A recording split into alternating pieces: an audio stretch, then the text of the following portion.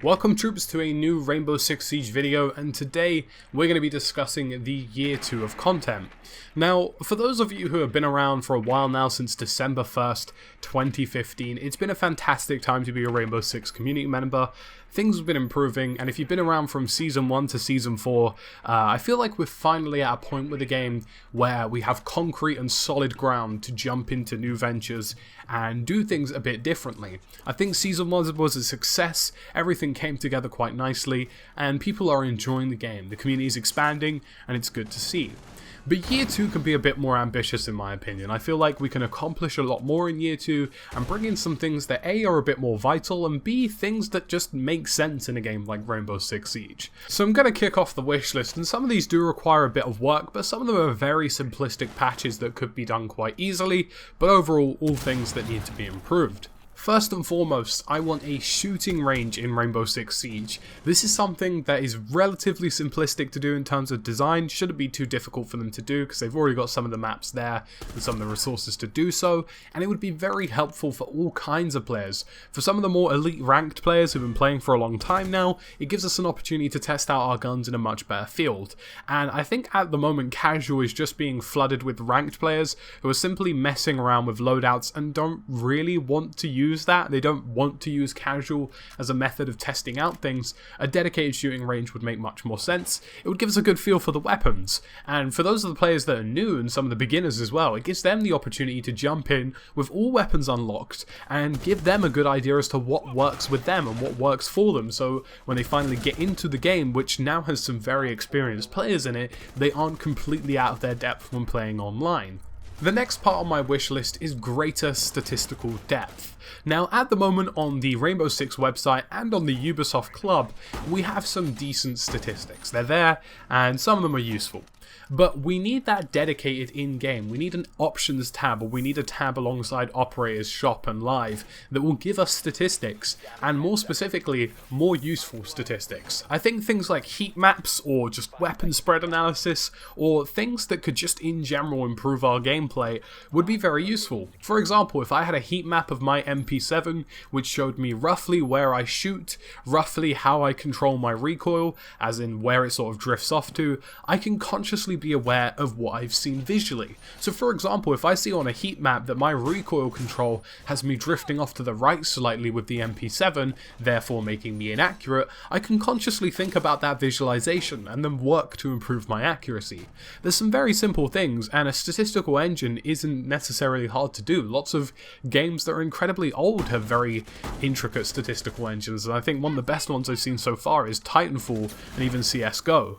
So definitely something that could be looked into. The next one's a really simple one, and that is just simply better servers and better netcode.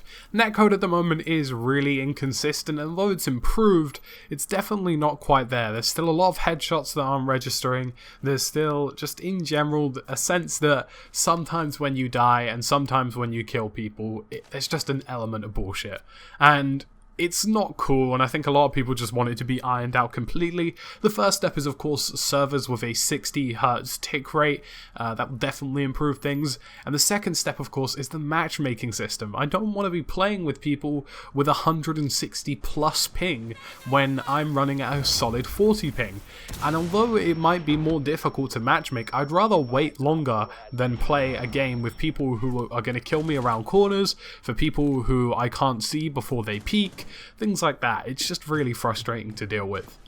The next one's a really simple one, and that is to reduce the suppression penalty. At the moment in the game, if you attach a suppressor to a gun, it cuts down the damage by 10%, and it just makes using a suppressor as a defender a completely untangible option, because the defensive weapons are sort of across the board quite weak. And I feel as though a suppressor could be useful if it was at maybe 5% damage cut, and I think that would give it a better option or a better pick rate over, for example, the compensator or the flash hider or the muzzle brake, which at the moment are basically the only things people use. It's very rare to see somebody with a suppressor on a primary weapon. The next one I want to see is a new game mode. This was promised to us in the first year, and I think they sort of potentially got away with it by including tactical realism on the custom games, but really that's not cool. You know, we want an actual game mode that's a bit different and a bit out there, and it's not like we can't trial these game modes. It's not like they can throw one out there and, you know, we can just give it a go and give them feedback on it and improve the game mode. We've done that with plenty of game modes before, and I feel like there's been plenty of ideas and plenty of opportunities on the subreddit and in the forums of great, fantastic game modes that could be implemented into the game. So definitely want to see one of those. The next thing is kind of simple, and it's challenges and renown events. So I want there to be sort of like a weekend renown event every once in a while, just so we can boost that up, or maybe a weekend XP event. Just something to get people, you know, a reason to get them on the game for the weekend or maybe on a particular day. And specifically with challenges as well, how about we start getting a bit more rewarding with more challenging challenges? And I know that was a bit of a mouthful, but you get where I'm going with this. How about we have a challenge which is quite difficult to do, but if you do it, you get a really rare skin for a certain weapon, or maybe you even get an operator uniform. That would be really cool, and definitely something that would incentivize challenges a bit more than just getting 250 renown. The next feature is Inspect Weapon. People want this, and I know it might lead to some in-game frustration, and I know it might lead to somebody inspecting their weapon and getting shot in the face, but that's okay, because we want to see how cool the skins we got are. Now, my next feature is something that I think would be helpful as well, and that is a match recorder. Specifically for players who are much more competitive, or perhaps players that are maybe even working in the competitive scene as professional gamers, having a match recorder would be really helpful. You know, being able to go back through games that have been completed, look at footage and say, well, this is what we did right, and this is what we did wrong. Or maybe even just recording stuff that went down in-game that perhaps you missed, or if you don't have a capture card, something that perhaps you just missed at the time, and just having a look at it in that sense. I think that would be really cool. Analyzing different styles of gameplay from different perspectives would definitely improve a lot of tacticality in the game. It would also allow players just to mix things up a bit and try different things.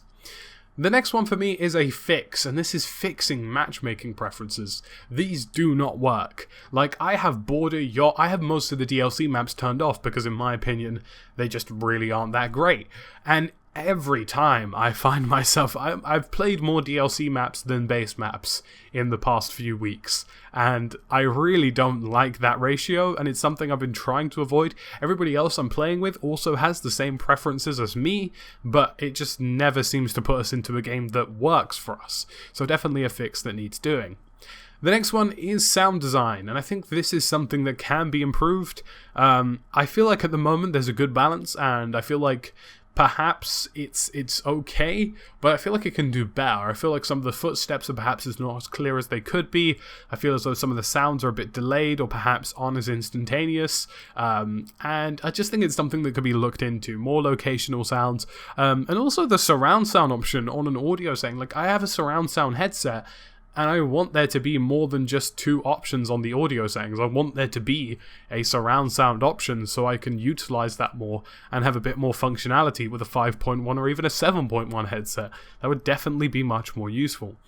And the final thing for me for DLC is better maps. Oh my god, like, Border is trash, Favela is slightly less trash, Yacht is just the trashiest of all trash, and I think Skyscraper's decent.